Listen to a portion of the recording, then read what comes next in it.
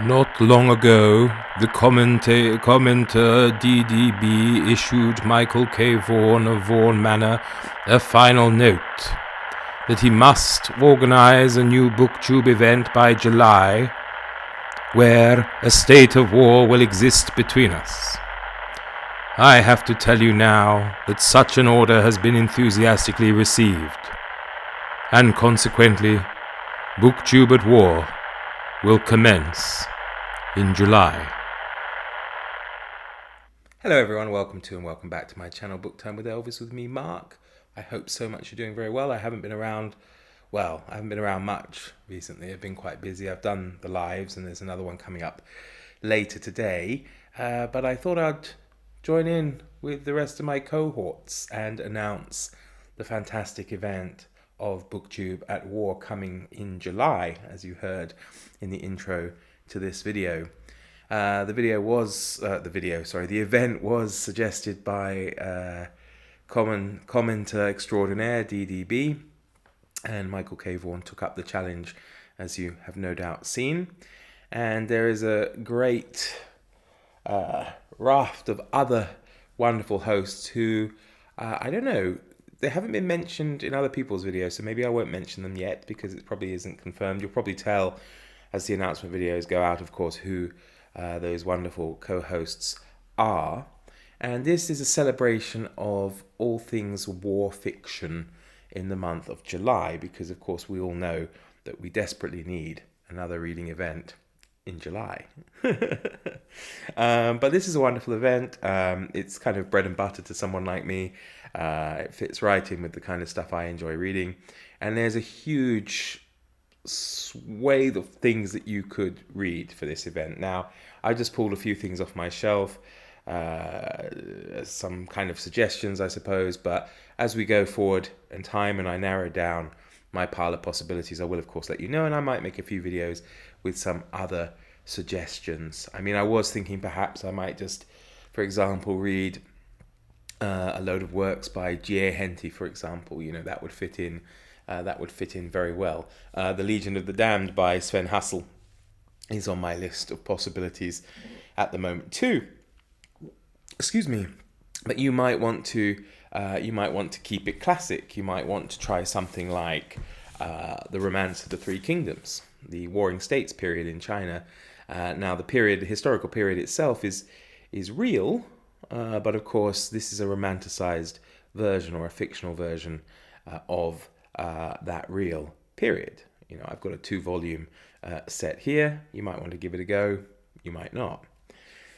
You might want to go to some, towering classics of literature. You might want to try out War and Peace if you haven't done it. Of course, it is a big ask and it might limit the amount you can read. I don't know if it means the whole book would be valid for this. The peace part might, of course, not be, but the war part, definitely, And then you have things like All Quiet on the Western Front, of course, a classic anti-war novel. As I say, I will make a video later with some recommendations of ones I've read. You may decide to go for something like Gone with the Wind. There's war in that. The Civil War, the American Civil War. Oh, I've fallen into doing what I don't like, is just assuming it's called the Civil War like everybody else. But of course, it's the American Civil War. There have been many civil wars throughout time. So yeah, I should specify that really. You might want to go through something like... Now, I was wondering about Ivanhoe. It's got jousting, it's got fighting, it's got kind of internal war, as it were, between Saxons and Normans and that kind of thing. Is it a war novel? Yeah, I'm saying it is. Now, I think it might be one of those things where people want to draw some distinction between just normal historical fiction and war. And I think as long as there's war of some sort in it, it counts. That war can be in the air, so you might decide to go for like the Biggles series or something like The Hunters, Catch-22, things like that maybe you might be interested in. You might want to go on the sea in the Napoleonic Wars with things like Captain Hornblower or the Aubrey Maturin series, something like that. And then, of course, on land, you might decide H. Rider Haggard's Zulu War books might be good fun, or books, novelizations of the Boer War, or perhaps things like North and South by John Jakes, that kind of thing. You may decide to go for the Cold War. That would count. Read some works by John le Carré and that kind of thing. So yeah, there are plenty of things that you can read for this event. I'm sure there are graphic novels as well. You may want to read something like Hans Faluda's Alone in Berlin, or Heinz Rein's Berlin Finale, which is kind of in the aftermath of war, but the onset of the Cold War too. You might want to read Laurent Binet's fantastic HHH, a kind of novelization of Operation Anthropoid and the Czech and SOE plot to assassinate Reinhard Heydrich. This is a great book. I was also thinking, because I have a book that my grandmother gave me back in, she wrote in it actually, back in when? 1988. And what it is just an anthology of different war stories. So they're taken out from books. So I thought I could challenge myself to read the full books of the stories that are mentioned within this. So perhaps, what is in here, for example? What have we got? Where's the contents? I've got the March on Aqaba from Lawrence of Arabia. Oh my goodness, it's been a strange week. By Alistair MacLean. Escape or Die from You'll Die in Singapore by Charles McCormack. Besieged from Toby, Petey, Harry and Fred Were Here by Vera Boyle. The Scarlet Pimpernel from The Scarlet Pimpernel by Baroness Orczy.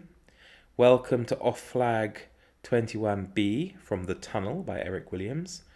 The Silver Sword by Ian Sorellier. Now that's a great book, and it would have been a book I was reading around the time that I got this at school.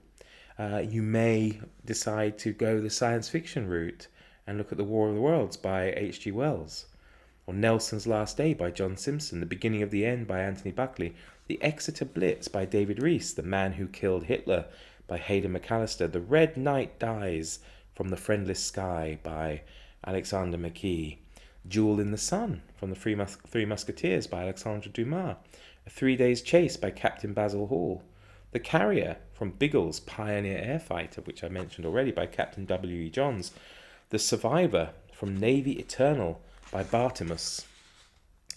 Perhaps you want to look at Frederick Marryat's work and read Mr. Midshipman Easy, or Lord Macaulay's Clive of India, or Jill Patton Walsh's Fireweed,